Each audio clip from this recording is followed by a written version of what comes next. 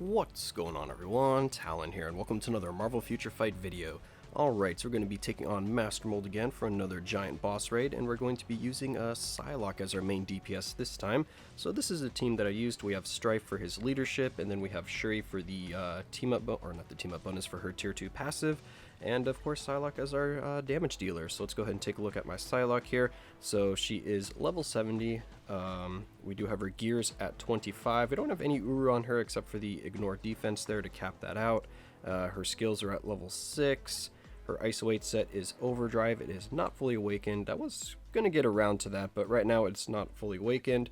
Her custom gear is going to be a mind damage, ignore dodge, 180 proc, so all offensive build on her. So got the mind damage almost maxed out, so we got a really good roll in the mind damage. 180 proc is really good. Of course, 200% would be ideal, but I'm not going to complain over 20% there when we do have two other really good premium stats with the mind damage and ignore dodge. Let's go ahead and take a look at her stats here so you can see what she's working with. We have 42% crit rate, we have 148 for her crit damage, 115 for attack speed, so all of those are pretty low or average, whichever way you want to look at it. Her ignore defense is 49%, so 1% off from max, so we're almost there. And then we got that 32% basically ignore dodge from the obelisk, and her skill cooldown is actually not maxed. I'm kind of surprised at that. Normally all my characters have max skill cooldown, but anyway, we're at 46, basically 47%, and I don't think that really affects any of her skills enough that missing that 3% is really throwing off the skill rotation or anything like that, or at least I haven't noticed it, so it's not that big of a deal. So that's what Psylocke is looking like. Oh, I actually will show Strife off real fast here, just because I do use him a few times in this battle, so you can kind of see what his build looks like.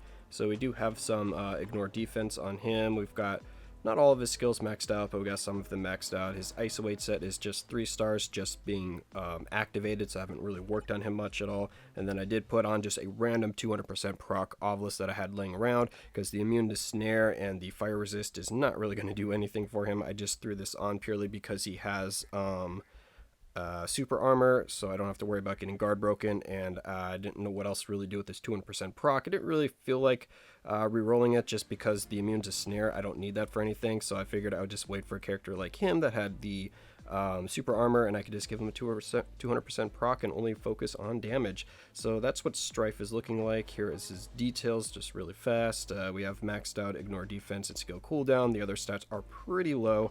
Yeah, so that's Strife, and then I'll go ahead and show my cards again before we get into the gameplay. So that's what the card stats are looking like. So now that all of that is out of the way, let's go ahead and jump into the gameplay of Psylocke taking on Master Mold. Alright, so here we are loading into the fight against Master Mold, and again this is a public lobby, so we just have 2 random allies here. We have one with Cable, we have one with a tier 3 cap, and then also another Cable and Scarlet Witch. So he pretty much brought his kind of top characters, I guess, so he wouldn't get kicked out of the lobby, just because that happens a lot when you're trying to do these public matches. If you're not using any of the meta characters, you get kicked out pretty much immediately. But anyway, I'm going to go ahead and hop right in. I'm using Strife for kind of the beginning part right here, because one of the main issues I ran into while using Psylocke, because this was not my very first attempt, I was trying her out a little bit first just to see, 1, if she had the damage, and 2, how easily she could do it. And, oh, well, there goes Strife. I forgot that I was Strife this early on. Yeah, I don't even see what really hit him. He must have just got one shot. But anyway, as I was trying to say before I got sidetracked there, was Psylocke is pretty fragile in this game mode, so you have to be very, very careful with her.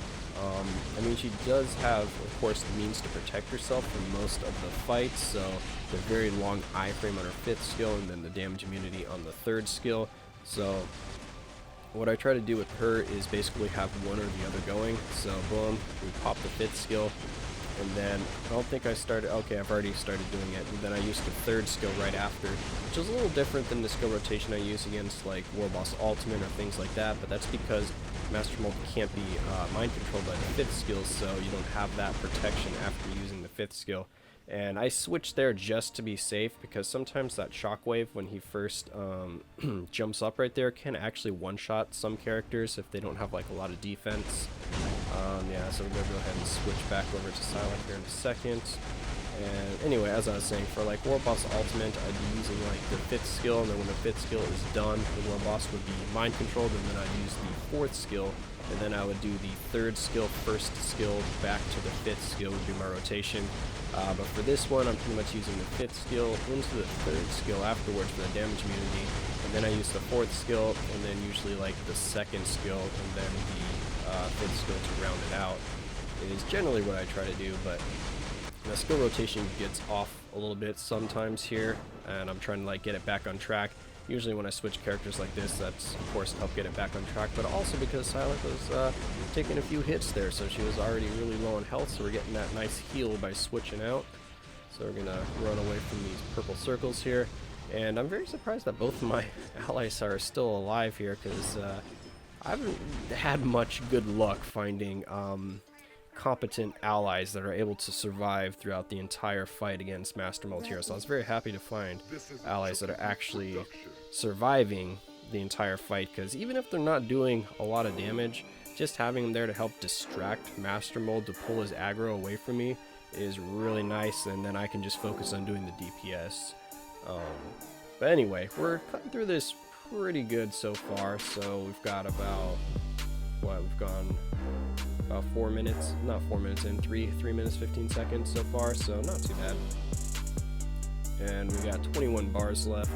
So yeah, overall Psylocke is a really good DPS character for this, but her survivability is a little low. You've got to be very careful when playing her, and most of the times when I would fail a run with Psylocke would actually be because during this phase here where he's standing up like right, oh, he went down into the recovery phase. But anyway, let's see, I'm pretty sure we break this shield quite easily. Oh, maybe not, it's getting close. Did we break the shield? I thought we did. Yeah, there it goes. And then our damage proc goes off after the shield is broken, like it always does.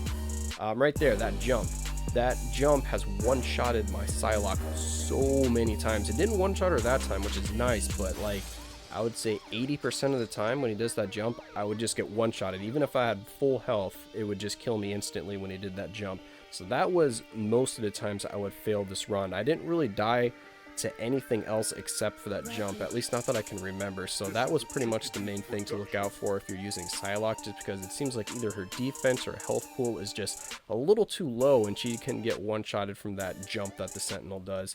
That stomp of course would one-shot her as well, but you always have your either damage immunity or iframe up, so you don't really have to worry about that too much. And boom, there we go, managed to finish it out. So that jump has a pierce on it, or at least I'm pretty sure, because it seems to hit my character even when I have damage immunity up. So we did do a majority of the damage. 4 minutes 45 seconds. We did 46%, so I believe that was the tier 3 cap or the cable, whichever he was using in his main DPS, that got second place there. So pretty close. He was almost matching us. We did 29 million in that time. So yeah, definitely Psylocke more than capable of providing the bulk DPS if you need a main DPS, or can carry the other two allies. As long as they're helping out some, she should be good. Based off of that, 4 minutes and 45 seconds, and we did about 30 mil. So yeah, she'd be pretty close to being able to solo it if you could keep her alive the entire time. So yeah, Psylocke, another I would say good option, but maybe not the best option, just because of the survivability aspect, because yeah, like I said, she got one-shotted a lot of my tries that I was trying to record. So anyway, that's going to be it for this video here. I hope you guys are enjoying the Master Mold series. I have a few more that have already been recorded, so just a few more to look forward to, and then after that I'm gonna have to be trying characters that might take a little bit of time, or build them up a little bit more to get a clear with them. But anyway, that's going to be it for this video. I hope you guys enjoyed, and of course I will catch you in the next one.